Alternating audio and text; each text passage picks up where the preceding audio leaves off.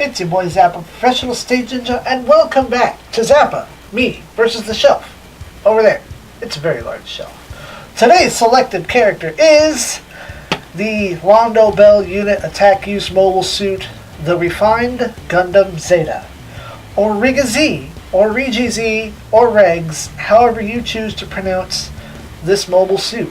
This is featured in Char's counterattack, and it is primarily known as Amuro's initial mobile suit before he grabs the new, and that is the number one reason I hate the Regs. Not because of this, not because of Char's counterattack, but because of Super Robot Wars and making it such a crappy unit, such a basic unit, and you are forced to use it at least 2 stages in a row before you even get close to being able to put Amuro in something more effective because you're not getting the new Gundam for another 5 stages or some such junk. That aside, let's talk about the kit as opposed to my complaints about Super Robot Wars. This kit comes with 2 regular holding hands. The other holding hand is presently in place. 1 open emotive hand. And 1 trigger figure free beam rifle. Get up in there. Focus. Yes. You're getting so good at that camera. I've trained you well. The kit also comes with a shield adapter for the wrist, as well as the shield itself. Very, very nicely detailed inside of there. So much so that I think there's a means, and I'd have to go through the manual itself to figure out how. Okay, so it would just. I get it. We're gonna try not to break another hand. Glorious. And I'll pop that little joint right out of there. Slick that out.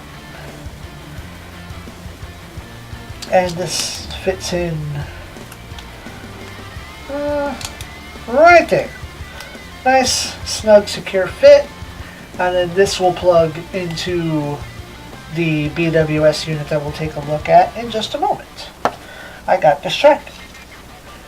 It comes with 2 very neat beam sabers. These beam sabers are actually flat. Come on now. These beam sabers are actually flat, and they have a very interesting handle on them. It's just a shame that there's nowhere on the kit to store those handles. And then the coup de grace, the BWS, the Backpack Weapon System. We will go over transformation for that in a moment. This model kit was manufactured in 2006? No, 2008. I read that wrong. It's only 10 years old. That's not too bad considering some of the kits that I bought that are much older, but that's alright. I bought this because I mentioned in a previous video, I am a completionist and I must have 1 kit from every series. Char Counter's Attack being its own series, and I needed a kit from that. There was nothing else that I wanted. Don't care about the Sazabi, don't care about the new, don't care about the Nemo, and I sure don't care about either the Ogdoga. As much as I hate it as a unit in a video game, this is a very neat kit. You get full arm rotation, full bicep twist,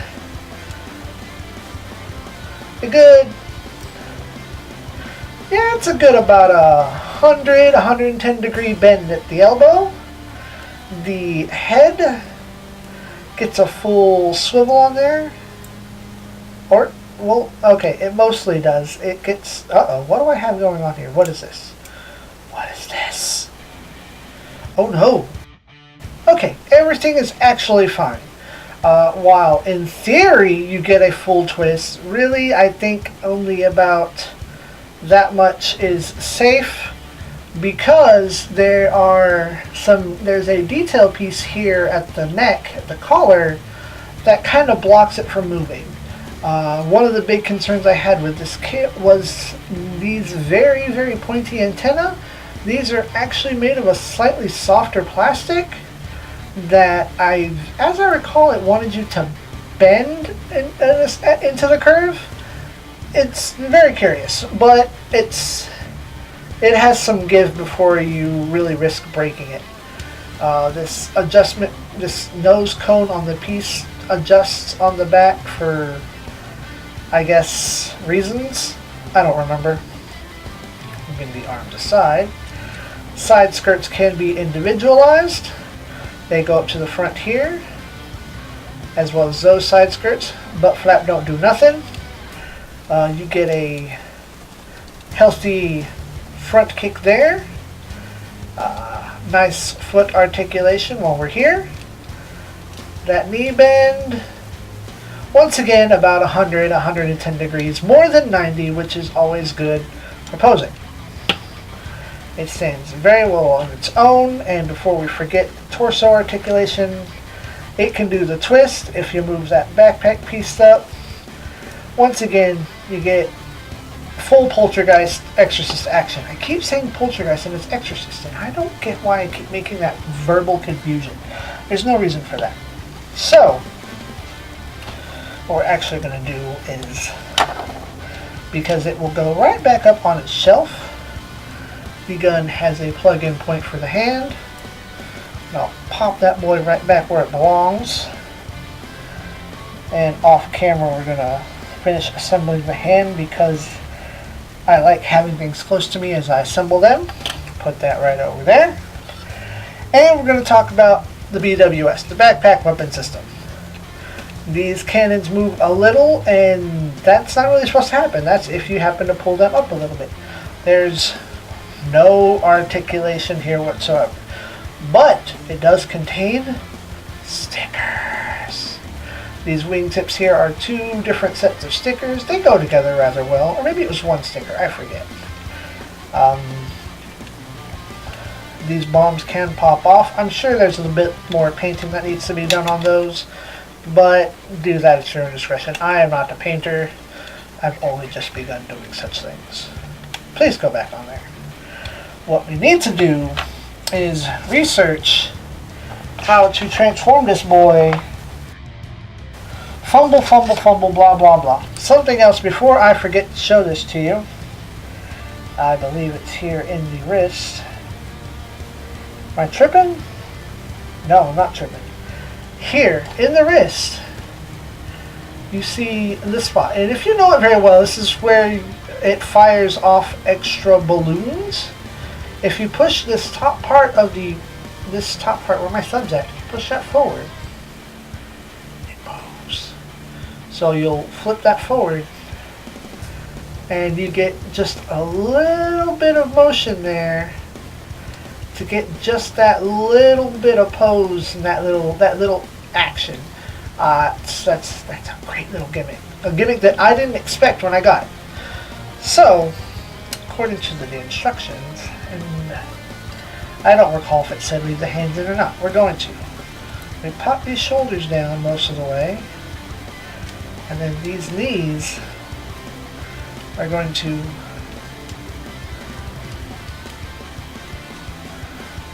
I guess I'm doing it right. I think that's right. Oh boy, we're checking the manual again. We're looking at the manual. We're reading the instructions here.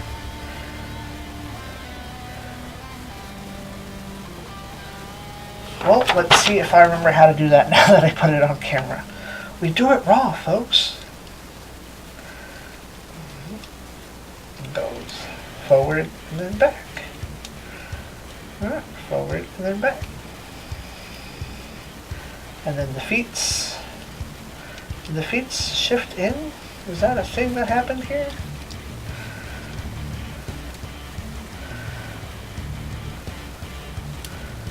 Okay, those plugged in. Those flatten out. I think we're getting there. I'm gonna pop this other hand over here real quick. Boop. And then continue to reference the instructions because I have the memory span of a goldfish. Alright, I got it. So, we're going to pop these boys off over here. They do come off. I'm just struggling to be very careful. Also, don't forget this part here, that. And those are separate parts that hold everything together once it's assembled. I'm going to pop those off. This slips onto the back right over all of this. And we'll pop that up just a little bit. Doesn't even want you to turn the head. That's fine and dandy. Fine by me. Then with those shoulders down and out of the way, you're gonna pop that right in there. There's a couple of notches here on top that you want to get that lined up with. Even though right now the waist isn't lining up. Nothing is lining up. Oh boy, what a struggle. There it goes. I'm struggling. Which isn't to say anything bad about the kit. It's all about my hand-eye coordination through the camera. It's very interesting. Very difficult. I promise I will not break this thing. There it goes. Squeeze them boys in there.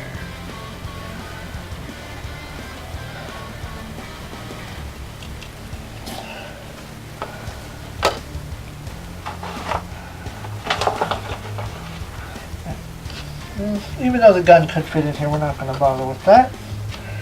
So,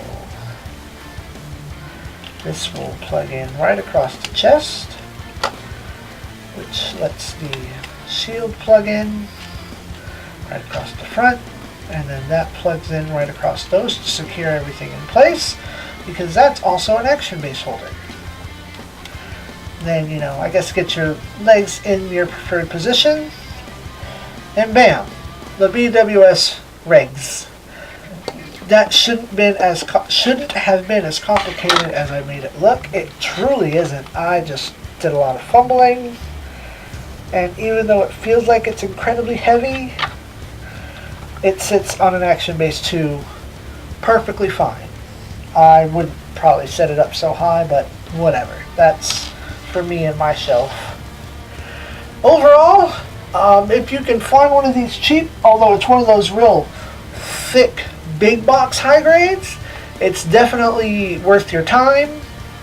But at a price point, considering it's a 10-year-old kit and the fluctuation of the Gunpla market, time versus availability versus your retailer, maybe that price point isn't for you, maybe that price point is for you. How much of a fan are you of this kit?